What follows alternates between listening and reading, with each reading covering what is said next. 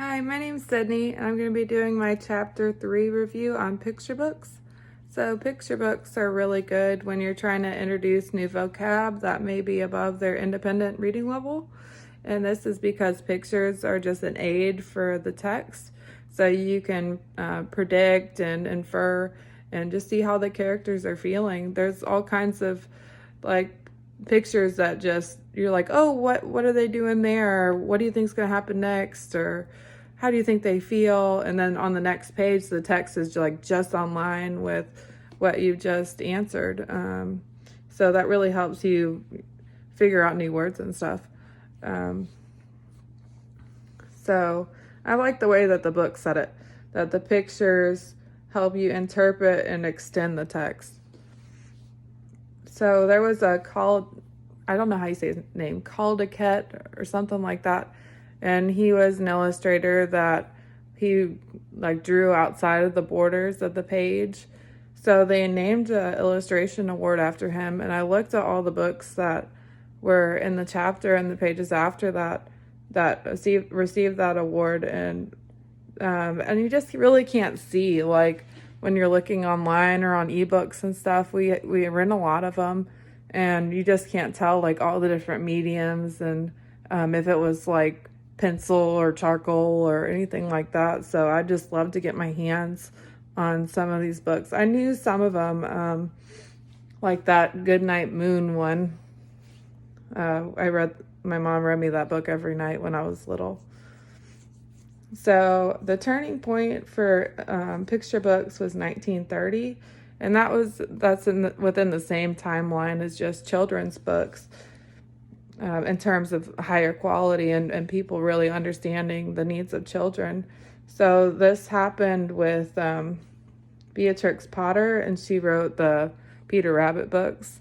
And she was thinking about that the books need to be small enough for little kids, and that the topic needs to be interesting to them, like little kids and animals and enchanted forests and stuff like that, not about moralization or religion or like killings or war or anything like that the previous children's books were about, because the children's books were the adult books in the 1700s and 1800s. And 1930 was also a time of Winnie the Pooh, and that was definitely kids. It was all about kids, what kids like and stuff. Let's see.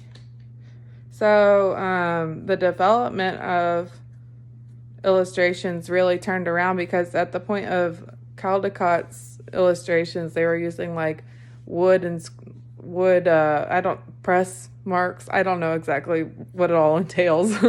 And I do the outline, and then you'd have to hand color every book. And with how many books are sold of the really popular ones, I couldn't imagine trying to just color every page and distribute it to everybody, and how expensive the books must have been, and how long you'd have to wait for them.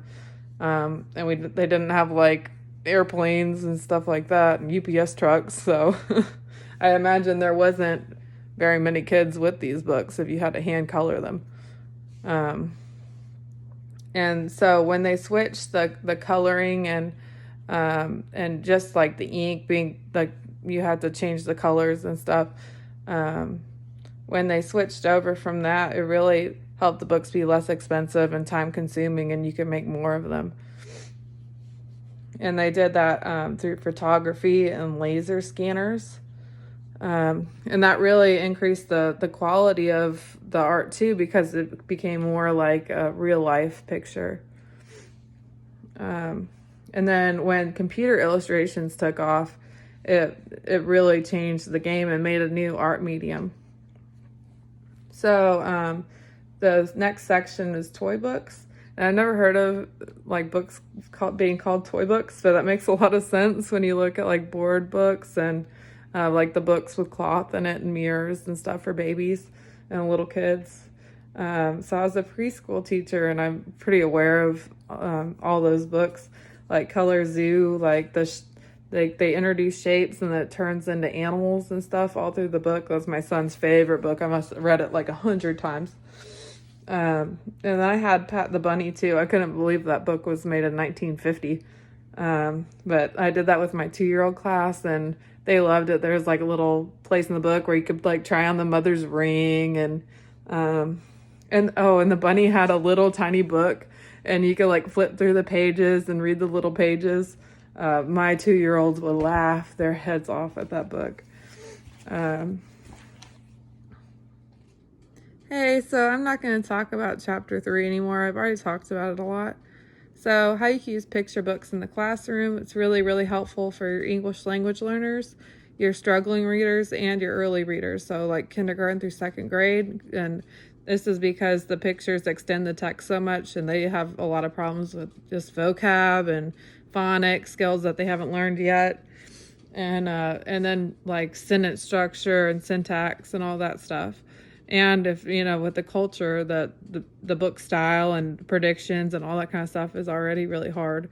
So if you have a picture for every little one, like my favorites are graphic novels because you don't have just one picture describing a whole page, especially when you're getting up into the later grades. You have like a square picture for every little sentence or a couple sentences, So some really good examples of this were like Dog Man. I had some struggling readers that hated reading until I got them interested in Dog Man. And that changes everything if you have something that they enjoy reading.